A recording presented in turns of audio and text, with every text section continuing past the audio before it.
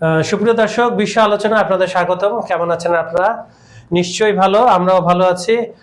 প্রতিদিনের মতো আপনাদের সঙ্গে রয়েছে আমি কাজল হায়দার, আর আমার সঙ্গে আজকে স্টুডিওতে রয়েছেন সিনিয়র সাংবাদিক মাইনুল আলম। মাইনুল ভাই, বিশ্ব আলোচনা দর্শক শ্রোতা এবং আমাদের কলা কৌশলের তরফ থেকে আমাদের অনুষ্ঠানে আপনাকে স্বাগত জানাচ্ছি। ধন্যবাদ।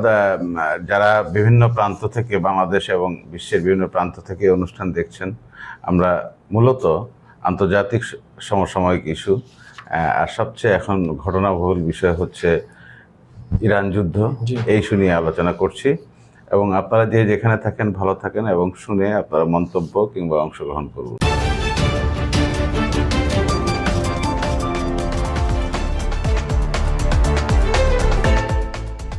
আচ্ছা, যেটা আপনি যেটা কথা উঠেই নিয়েছেন, আসলে ব্যাপারটা আমরা দেখেছি যে আলটিমেটামের পর আলটিমেটাম ট্রাম্পের স্বভাব, যার যদি আপনি বলেন যে কিভাবে আলটিমেটাম আজ দিচ্ছে, কাল দিচ্ছে, আবার বলছে বড় হুমকি, ছোট হুমকি, সব কিছু মিলে আপনার কি মনে হয় না এই যুদ্ধ থেকে কন্ট্রোলটা হারিয়ে ফেলেছে ট্রাম্প অনেক আগে? আপনি যদি এই যুদ্ধের সংকটের কথা বলেন, এই যুদ্ধের ক্ষতি কিংবা সংকট বিপদের কথা বলেন, নিঃসন্দেহে ইরান সংকটে পড়েছে, ইরান বিপদগ্রস্ত, ইরানের মানুষ সবচেয়ে বেশি ক্ষতিগ্রস্ত।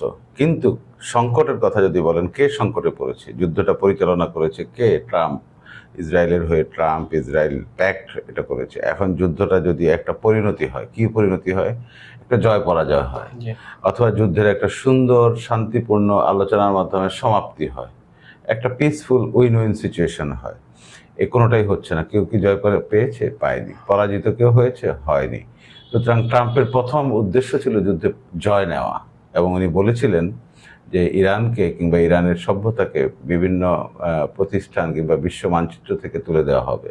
তার যে এটা প্রতিজ্ঞা, তার এটা গোল ছিল, সেটা হয়নি। রেজিম চেঞ্জের কথা বলেছেন, রেজিম চেঞ্জের মাধ্যমে নিয়ন্ত্রণ নেওয়া কিংবা ওখানে হস্তক্ষেপ করা, সেটা হয়নি। তাহলে যুদ্ধ কি?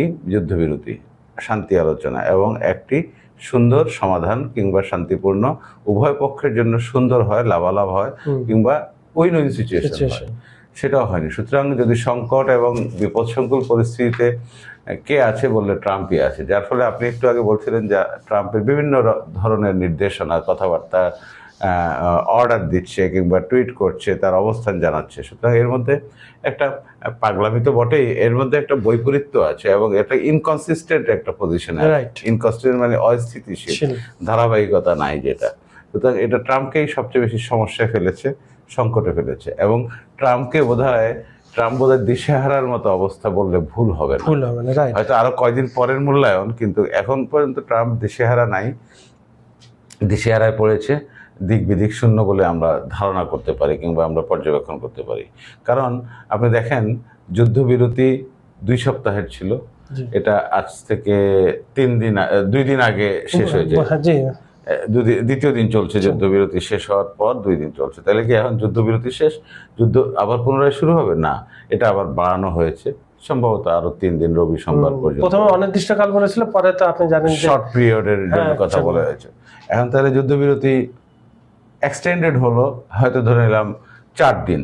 4 দিন এক্সটেন্ডেড হওয়ার পর কি? কারণ এখানে একটা প্রস্তুতি ছিল, প্রত্যাশা ছিল, প্রথম আলোচনা সম্ভবত 11ই এপ্রিল আলোচনাটা ছিল ইসলামাবাদে, পাকিস্তানের উদ্যোগে। সে আলোচনাটা ভেঙে গেছে, পূর্ব শর্ত কিংবা হুমকি, পাল্টা হুমকির কারণে ভেঙে গেছে, কিংবা ফলপ্রসূ নাই, উইদাউট এনি রেজাল্ট, আরেক পক্ষের দোষারোপ করছে। এবং এটার কোনো সুন্দর কোনো সমঝোতামূলক পরিবেশ আমরা দেখিনি। যার ফলে প্রথম আলোচনা ভেস্তে গেছে। দ্বিতীয় আলোচনা হবে, তারিখ দেওয়া হলো কিংবা প্রস্তুতি নেওয়া হলো, কিন্তু সেটা আগায়নি। কারণ হচ্ছে যুক্তরাষ্ট্রের এই দ্বিতীয় আলোচনার হলে কিন্তু একটা সুন্দর ফয়সালা হয়ে যেত, কিন্তু হয়নি। কারণ হচ্ছে আমেরিকা বলেছে, ট্রাম্প নিজে বলেছে ইরানের পারমাণবিক কর্মসূচি বন্ধ করতে হবে, এমন একটা শর্ত দিয়েছে। আর ইরান বলেছে 10 দফা শর্তের মধ্যে প্রধানত যে কথাগুলো বলেছে, আর হুমকি হবে না, আর আক্রমণ হবে না, এমন নিশ্চয়তা দিতে হবে। একটি দেশ আর একটি দেশের উপর সার্বভৌমত্ব লঙ্ঘন করে কোনো আলোচনা, কোনো হস্তক্ষেপ কিংবা হুমকি, আক্রমণ হবে না, যুদ্ধ শুরু করতে পারবে না পুনরায়, এমন একটা নিশ্চয়তা দিতে হবে। আর যে অসংখ্য যে অবরোধ, রাজনৈতিক অর্থনৈতিক, মেইনলি অর্থনীতি ভিত্তিক অবরোধ, এই অবরোধ দেওয়া যাবে না এবং নতুন কোনো অবরোধ তো দেওয়াই যাবে না, পুরনো যে অবরোধ বহাল আছে সেগুলো তুলে নিতে হবে। এই আলোচনার এই পরিস্থিতিতে গতকাল, আজ থেকে একদিন আগেই কিছু 14টি ব্যক্তি ও প্রতিষ্ঠানের উপর আমেরিকার ডিপার্টমেন্ট অফ ট্রেজারি কিংবা অর্থ বিভাগ স্যাংশন দিয়েছে, অবরোধ দিয়েছে। সুতরাং তার আগে সব আপনার বন্দরগুলো অবরোধ দিয়ে দিল, বন্দরের উপর দিয়েছে। এরপর স্ট্রেট অফ যে কি স্টেট অফ হরমুজের যে ওখানে আমরা দেখলাম যে দুপক্ষই আক্রমণ পাল্টা আক্রমণ কিছু কিছু অ্যাকশন নিয়েছে। সুতরাং এখন আমরা কারো পক্ষেও যদি না নেই, আমরা যদি দূর থেকে বার্ডস আই ভিউ কিংবা উপর থেকে যদি দেখি, তাহলে হচ্ছে যুদ্ধবিরতি চলছে, শান্তি আলোচনার অপেক্ষা প্রত্যাশা, শান্তি আলোচনার কোনো বিদ্যমান পরিবেশ পরিস্থিতি নেই। আপনার একটা শান্তি আলোচনার জন্য কিছু তো এলিমেন্ট দরকার, সেই এলিমেন্টগুলো নেই, এটাই বলছে, সেটা অনুপস্থিত সম্পূর্ণ, সেই পরিবেশ পরিস্থিতি সম্পূর্ণভাবে অনুপস্থিত। তার উপর এক পক্ষ আরেক পক্ষের উপর যেভাবে আক্রমণ পাল্টা আক্রমণ কিংবা যেগুলো করছে, এবং সবচেয়ে হলো যে আলোচনায় বসো আবার হুমকি দিচ্ছে। আমি ইতিপূর্বে বলেছি, আপনার মনে আছে নিশ্চয়ই, যে লাল চোখ দিয়ে চোখ রাঙিয়ে যখন আপনি আপনার প্রতিপক্ষ বললো যে বসো, আসো, কথা বলো, তখন তো আর পরিবেশটা অনুকূল বলা যাবে না। কারণ হচ্ছে তাকে হিসাব করতে হবে, ইরান ভেনেজুয়েলা না, ইরান ইরাক না, ইরান আফগানিস্তান না, ইরান একটা ইরানি। আচ্ছা, আরেকটা কথা আমি বলে আমি দর্শকদের কমেন্টে চলে যাব, এটার উত্তরটা ছোট করে দেন। সেটা হচ্ছে এই যে ট্রাম্প আবার সর্বশেষ আজকে বলল যে ফ্রাইডেতে একটা আলোচনা হবে। তিনি এই পজিটিভ কথা, মিথ্যা, আমরা জানি যে এটা মিথ্যা কথা, যদি ওনার পূর্ব ইতিহাস আমরা ঘাটি, ওনার স্টেটমেন্টগুলো যে ডেট ওয়াইজ আমরা খণ্ডন করে, দেখা যাবে সবগুলো কথাই মিথ্যা। কিন্তু যেটা লাভের লাভ হয়, তেলের বাজার এটা ফ্লাকচুয়েট করে, তেলের বাজার কমে যায়। এটা কি আপনি মনে করেন যে একটু তেলের বাজারটা স্থিতিশীল রাখলাম, এসব পজিটিভ কথা বলে? বিশ্ব তেলের বাজার তো ডিপেন্ড করে উৎপাদন, সরবরাহ, চাহিদা এবং এটার পরিবহন, ফ্লোটা কেমন থাকলে, ট্রান্সপোর্টেশন, বোথ এয়ার ট্রান্সপোর্টেশন আর মেইনলি শিপ ট্রান্সপোর্টেশন, সমুদ্রপথে, নৌপথে যেটা যাবে, তো সেটা তো ডিসরাপ্টেড হয়েছেই। এখন তেলের বাজার বাড়লে লাভ কার? তেলের যদি দাম বাড়ে, যে তেলের মালিক, যে উৎপাদন করে, যে ডেলিভার কিংবা সাপ্লাই করে, তার সুবিধা হয়। আর ভোক্তা সাধারণ Bangladesh, even America, Australia, America, পুরো রেস্ট অফ দ্য ওয়ার্ল্ড, যারা তেলটা ভোক্তা, যারা গ্রহণ করে, যারা কেনে, ব্যবহার করে, তাদের ক্ষতি। সুতরাং এই যে তেলের বাজার যে উঠছে এবং তেলের বাজারে যে এই দাম বৃদ্ধি, এটা কি আমেরিকার জন্য ক্ষতি না ভালো? অবশ্যই ক্ষতি। কিন্তু আমেরিকা আবার এই তেল কূপগুলো বিভিন্ন 6টা গালফ রিজিয়নের, ওখানে তাদের অংশীদার আছে, উৎপাদন সহায়তা আছে, ওরা ওখানে পিএসসি করেছে, ওখানে খনন করেছে এবং একটা শেয়ারিং আছে। কিন্তু তেল উৎপাদনের সহায়ক হিসাবে তারা লাভবান, কিন্তু বিশাল যে 20 কোটি মানুষ যে তেলটা গ্রহণ করছে, ভোক্তা, তাদের কাছে এটা আবার ক্ষতির কারণ। সুতরাং রাষ্ট্র উপকৃত হচ্ছে, কিন্তু জনগণ, ভোক্তা সাধারণ ক্ষতিগ্রস্ত হচ্ছে। তো এটা বুঝতে হবে। এবং ভোক্তা সাধারণ যখন ক্ষতিগ্রস্ত হচ্ছে, বাংলাদেশের মতো আমেরিকার ট্রান্সপোর্টেশন, পণ্য পরিবহন, খাদ্য পরিবহন, সব ধরনের পরিবহন ব্যবস্থার উপর চাপ পড়ছে, যাত্রী পরিবহন সহ। সুতরাং এটা বুঝতে হবে। সুতরাং ট্রাম্প যে এই তেলের বাজার নিয়ে কথা বলছে কিংবা যে আপনি প্রশ্ন তুললেন, এটা ইতিবাচক নয়। আচ্ছা, আমি একটু কমেন্ট সেকশনে যাচ্ছি। কমেন্ট সেকশনে এসে আমি আপনার কাছে যে প্রশ্নটা জানতে চাইব উত্তরটা, সেটা হচ্ছে অনেকে বলা বলি করছে যে এই যুদ্ধটা, তেলের, ইরানের তেল যে হরমুজ আটকানো, সবকিছু মিলে লাভবান হচ্ছে পুতিন, রাশিয়ার লাভ হচ্ছে, কারণ রাশিয়ার 2 দফায় তাদের তেলের উপর নিষেধাজ্ঞা উঠিয়ে নিচ্ছে। এবং আপনার ওয়ার্ল্ড ইকোনমি থেকে একটা রিপোর্ট আসছে যে গত 3 বছরের তুলনায় এই 3 মাসে তারা যে পরিমাণ তেল উত্তোলন বিক্রি করেছে, যে লাভবান কস্টলি দামে, তাতে যুদ্ধের খরচটা আস্তে আস্তে উঠে যাচ্ছে ইউক্রেনের সাথে। এই তথ্য ঠিক কিনা আপনি আমাদেরকে জানাবেন, আমি একটু দর্শকদের কাছ থেকে ঘুরে নিয়ে আসি। আজকের অনুষ্ঠানের প্রথম দর্শক জামিরুল, উনি লিখছেন, আমি ভারত থেকে দেখি আপনাদের অনুষ্ঠান খুব ভালো, ইরানের জন্য আলহামদুলিল্লাহ, আপনাকে ধন্যবাদ। রফিক শেখ লিখছেন, আলহামদুলিল্লাহ, ইরানের জয় হবে, ধন্যবাদ আপনাকে। এমবি লিটন ইসলাম লিখছেন, আমরা আতিক স্যারের কাছে প্রশ্ন ইনশাল্লাহ ভিতরে চালে তারা, তাই ইসরায়েল পরাজয় কবে কি একটু এটা আতিক ভাই অবশ্যই খুব দ্রুত আসবে, ওনার কাছে আমি প্রশ্ন পৌঁছে দেবো, উনি উত্তরটা দিবেন। মুস্তাক আহমেদ লিখছেন আসসালামু আলাইকুম ভাই, ফেঞ্চুগো সিলেট থেকে দেখছি, আপনার অনুষ্ঠানটা ভালো লাগে, ধন্যবাদ আপনাকে, সিলেটবাসীকে আমাদের তরফ থেকে সালাম অভিনন্দন। মাসুদ লিখছেন নরসিংদী জেলা থেকে দেখছি। আতিক ভাই, আচ্ছা আমি একটা সবার উদ্দেশ্যে বলে দিই যে আতিক ভাই যে চীন সরকারের আমন্ত্রণে একটা সাংবাদিক প্রতিনিধি দল, উনি বর্তমানে চীনে রয়েছেন, উনি খুব দ্রুত আমাদের মাঝে এসে পড়বেন। এমডি জাভেদ আলী লিখছেন আপনাদের অনুষ্ঠান খুব ভালো লাগে, ধন্যবাদ আপনাকে।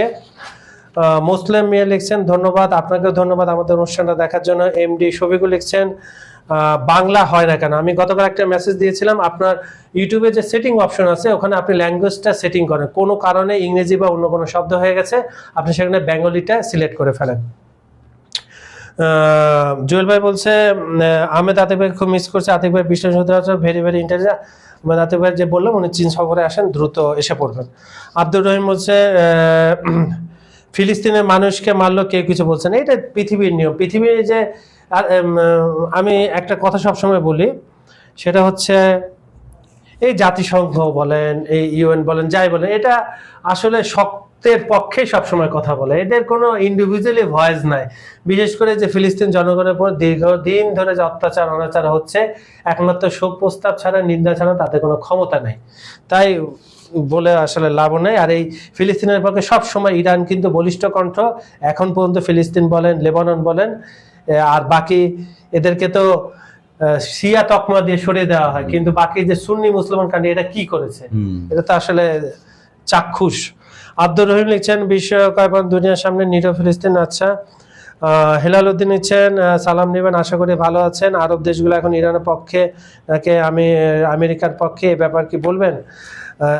আরব বিশ্ব আসলে বিশেষ করে বাহরাইন, সৌদি আরব, কাতার, এরা সবসময় ইরানের বিপক্ষে থাকবে, কারণ হচ্ছে না ব্যবসায়িক কারণ, তেলের একটা আর পুরনো রাজনৈতিক তো কিছু ইস্যু রয়েছে। এই যুদ্ধটা যদি তাদের টনক নড়িয়ে থাকে, কারণ আরব বিশ্ব এখন ভাবছে যে আমেরিকার বেস থাকা মানে আরো বেশি হুমকির মুখে পড়া, হুমকি এবং সংকটের মধ্যে অনেক ঝুঁকি আছে। তা ভাই আমি যেটা বলছিলাম যে রাশিয়া লাভবান হচ্ছে, আমি এর আগে একটু এই প্রসঙ্গে একটু বলে যাব, পরে সময় পাবো না হয়তো। আপনি একটা সর্বশেষ খবর নিশ্চয়ই পেয়েছেন যে আমেরিকার যে নৌবাহিনীর প্রধান সিভিলিয়ান যে তাকে পরিবর্তন করা হয়েছে এবং তার পরিবর্তে হয়তো একজনকে নেবে, এবং মার্কিন প্রতিরক্ষা মন্ত্রী। সুতরাং বোঝা যাচ্ছে যে আমেরিকার সামরিক প্রশাসন, ডিফেন্স লিডারশিপ এ নিয়ে একটা সমস্যায় পড়েছে এই যুদ্ধ পরিচালনায়। আর একটা হচ্ছে যে এশিয়ার যে জলসীমা আছে, এখানে 3টা ইরানি যুদ্ধ জাহাজ তেলবাহী জাহাজ জব্দ করেছে আমেরিকা, এটা একটা গুরুত্বপূর্ণ। আর এই ভারতে যাচ্ছিল, কিন্তু ভারতমুখী ছিল। একটা হচ্ছে যে ইরানের এই সর্বশেষ যে একটা বক্তব্য, কারণ আপনি বলেছেন যে একটা বার্তা এসছে আমেরিকা থেকে, ট্রাম্প থেকে, যে যুদ্ধবিরতি বাড়িয়ে দেওয়া হবে রোববার, সম্ভবত রোববার, এবং এটাকে মনে করছে ইরানের যে মূল্যায়ন, ইরান বলছে যে এটা একটা দীর্ঘসূত্রিতা এবং এটা লিঙ্গার করার ব্যাপার, এবং ট্রাম্প বোধহয় পিছু হচ্ছে কোনো উপায় না দেখে। তো এটা যুদ্ধে হয়, এক পক্ষ আরেক পক্ষকে এভাবে বলে, কারণ এখানে একটা যোজন দূরত্ব শান্তির জন্য, যুদ্ধবিরতি কার্যকর করার জন্য, শান্তি আলোচনায় বসে যুদ্ধটাকে শুধু বিরতি না করে পুরোপুরি বন্ধ করে দেওয়া, শেষ করে দেওয়ার যে ইতি টানার যে প্রয়াস, এটাতে দুপক্ষের মধ্যে যোজন দূরত্ব। আমি এই জন্যই এই প্রসঙ্গটা বললাম। আপনার প্রসঙ্গটা আসি যে রাশিয়ার তেল লাভবান, রাশিয়ার, আপনি বাংলাদেশ প্রসঙ্গ তো নিশ্চয়ই জেনেছেন, বাংলাদেশ রাশিয়া থেকে তেল কিনছিল অনেক আগে থেকে, কিন্তু আমেরিকার সাথে একটা চুক্তির কারণে এবং সিদ্ধান্তের কারণে সেটা বন্ধ ছিল, এবং আমেরিকা এখন আবার অনুমতি দিয়েছে বাংলাদেশকে যে রাশিয়া থেকে তেল কেনা যায়, কারণ আমাদের সংকট তো। আপনি এক দেশকে যখন এভাবে নিয়ন্ত্রণ করবেন কিংবা একটা সম্পর্ক তৈরি করবেন, এই দেশের সুবিধা অসুবিধা প্রাপ্যতাগুলো দেখতে হবে, কারণ আমাদের সোর্স হচ্ছে রাশিয়া। সুতরাং রাশিয়ার তেল বিভিন্ন দেশে যাচ্ছে এবং যাবে। এরপর স্যাংশন ছিল, আমেরিকান স্যাংশন ছিল অনেক আগেই, কিন্তু সেই স্যাংশন শিথিল করা হয়েছে 2 দফায়, প্রথমে 1 দফা 1 মাস, আবার এখন বাড়ানো হয়েছে। সুতরাং এই তেল পৃথিবীর বৈশ্বিক রাজনীতির একটা বড় উপাদান কিংবা প্রধানতম উপাদান, অন্য কিছু না। এবং মেজর একটা এলিমেন্ট হচ্ছে তেল, জ্বালানি তেল। কারণ পৃথিবীর যদি প্রায় 200 দেশ ধরেন, মনে করেন তেল কি সবার আছে? তেল কিন্তু 200 দেশের 600 কোটি মানুষের তেল প্রয়োজন, এবং জাতিতে জাতিতে কারো কম কারো বেশি উৎপাদন, শিল্প, জ্বালানি, বিদ্যুৎ উৎপাদন থেকে শুরু করে পণ্য পরিবহন, খাদ্য পরিবহন, হাসপাতাল, চিকিৎসা সেবা সব জায়গায় প্রয়োজন। যাত্রী পরিবহন তো বলে, আকাশ পরিবহন, সব ধরনের পরিবহনে তেল দরকার। এখন এই তেল যোগান দেয় পৃথিবীর অন্তত 20টা দেশ, হ্যাঁ, যদি মনে করেন ভেনেজুয়েলা, ইরান, মধ্যপ্রাচ্যের আরো 8টা দেশ, কিংবা দক্ষিণ আফ্রিকার কয়েকটা দেশ। সুতরাং এই তেলের যে জোট আছে OPEC, organisation for petroleum exporting countries, 12টা দেশ এই ওপেক সদস্য। সুতরাং এরা মিলে যে জোট আছে, এরা একসময় ইরাকের নেতৃত্বে, একসময় সৌদি আরবের নেতৃত্বে কিংবা লিবিয়ার নেতৃত্বে এই ওপেকের বৈঠক হতো। এখন অকার্যকর কিংবা খুব বেশি ফাংশনাল না, কারণ বিভিন্ন নতুন পদ্ধতি চলে এসছে। তো তেল মূল্য নির্ধারণ, তেলের সরবরাহ কিংবা তেলের বৈশ্বিক মজুদ, যোগানদার, এগুলো একটা বিরাট পরীক্ষা নিরীক্ষা এবং বৈশ্বিক প্রাতিষ্ঠানিক কাঠামোর সাথে জড়িত। এখন রাশিয়াও যখন এই গুরুত্বপূর্ণ ইস্যুতে যখন অংশীদার কিংবা বড় পার্টি, সুতরাং আমেরিকাও এটা দেখতে হবে। হ্যাঁ, সুতরাং রাশিয়া ইউক্রেন যুদ্ধে তেলের উপর যে ধরনের কি বলে নিষেধাজ্ঞা ছিল, সেটাও শিথিল হয়েছে, এবং রাশিয়া বাণিজ্য করতেছে, কিন্তু বিশ্বকে তো তেল দেওয়ার মতো সক্ষমতা কিছুটা হলেও আছে। সুতরাং এখানে আমেরিকার এমবার্গো কিংবা স্যাংশন খুব বেশি কার্যকর না, ফলদায়ক হবে না। আচ্ছা, সর্বশেষ যে কথা বলে শেষ করতে চাই সেটা হচ্ছে যে এই যে অচল অবস্থা চলছে, পূর্ণদমে যুদ্ধ হচ্ছে না, হরমুজ বন্ধ এদিক থেকে ইরান করে দিছে, ওদিক থেকে করে দিছে মার্কিন যুক্তরাষ্ট্র, তাহলে তো অর্থনীতি তো ভয়ঙ্কর অবস্থায় যাওয়ার দিকে। এটা বৈশ্বিক অর্থনীতির যদি বলেন, অর্থনীতির চাকা যদি বলেন, অবশ্যই একটা থমকে দাঁড়ানোর মতো। মানে এই রুটটা শুধু তো আপনার তেল গ্যাসের জন্য না, এখান থেকে আপনার সার যায়, খাদ্যদ্রব্য যায় চ্যানেলটা থেকে, বিশেষ করে এশিয়া থেকে এবং ইউরোপের দিক থেকে যায়। তাহলে তো এটা একটা ভয়াবহ দিকে যাচ্ছে। এবং একটা কথা যেটা বারবার বিশ্বের সমস্ত বড় বড় নেতারা ইরানকে বলছে যে জনগণের দিকে তাকিয়ে তোমরা নেগোশিয়েশন করো, কেউ কিন্তু আমেরিকাকে বলছে না যে তোমরা পিছু হটো বা তোমার এমবার্গো গুলো উঠাও। সেটা হলো পরাশক্তির একটা ব্যাপার আছে, সবাইকে সব কথা সবসময় বলা যায় না, কিভাবে রাগ করে রুষ্ট হয় এটা মনে রাখতে হবে। রুষ্ট হয় আবার নতুন এমবার্গো, নতুন কোন সমস্যার সৃষ্টি হয় কিনা দ্বিপাক্ষিক বাণিজ্য কিংবা সম্পর্কে, এটাই হলো কথা। তো সুপ্রিয় দর্শক, বিশ্ব আলোচনা আজকের অনুষ্ঠানটা আপনাদের কেমন লাগলো আমাদের জানাবেন। আমাদের ভিডিওগুলো সম্পূর্ণ দেখে লাইক, কমেন্ট, শেয়ার করবেন। আর আমাদের ভিডিওগুলো আপনারা পৃথিবীর কোন প্রান্ত থেকে উপভোগ করছেন সেটা একটু লিখে পাঠান। আর বিজ্ঞাপন ও প্রমোশনের জন্য যদি যোগাযোগ করতে পারেন, আমাদের ডেসক্রিপশনে নাম্বার দেওয়া আছে, সবসময় 24 আওয়ার্স এখানে যোগাযোগ করতে পারেন। আরেকটা কথা, মধ্যপ্রাচ্যে যে ভাই বোনেরা আমাদের থাকেন, সাবধানে থাকবেন। কারণ হচ্ছে আপনাদের উপরে নজরদারিটা বেশি হয়। এই যুদ্ধটা চলার সময় আমরা দেখেছি অনেকে গ্রেফতার হয়েছেন, বিভিন্ন ভিডিও ঝুঁকিতে আছেন। ভিডিও পোস্ট করবেন না, দরকার নেই। আমাদের অনুষ্ঠান দেখলে কমেন্ট করার দরকার নেই, লাইক দিয়ে করে যাবেন, কারণ আপনারা বিপদে পড়ুক এটা কেউ চায় না। আপনাদের পরিবার বাংলাদেশে আছে, আপনারা আমাদের রেমিটেন্স যোদ্ধা, আর থাকতে হবে। আরেকটা কথা, জিওপলিটিক্যাল যে কোনো বিষয়, যদি অন্য কোনো বিষয়, ইরান ইস্যু ছাড়াও রাশিয়া বা অন্য পৃথিবীর যে কোনো ইস্যু নিয়ে যদি আপনারা কিছু জানতে চান, অবশ্যই কমেন্টে লিখবেন, আমরা চেষ্টা করব সে বিষয়ে একটা এপিসোড করার জন্য। তো আজকের মতো এখানে বিদায় নিচ্ছি। আগামীকাল শুক্রবার, ফ্রাইডে সরকারি ছুটির দিন, আপনারা এনজয় করেন। কালকে কোনো অনুষ্ঠান হবে না, আপনারা আমাদের পুরাতন অনুষ্ঠানগুলো এনজয় করতে পারেন। শনিবার আবার আপনার সাথে দেখা হবে। আপনারা সবাই ভালো থাকবেন, সুস্থ থাকবেন। আল্লাহ হাফেজ।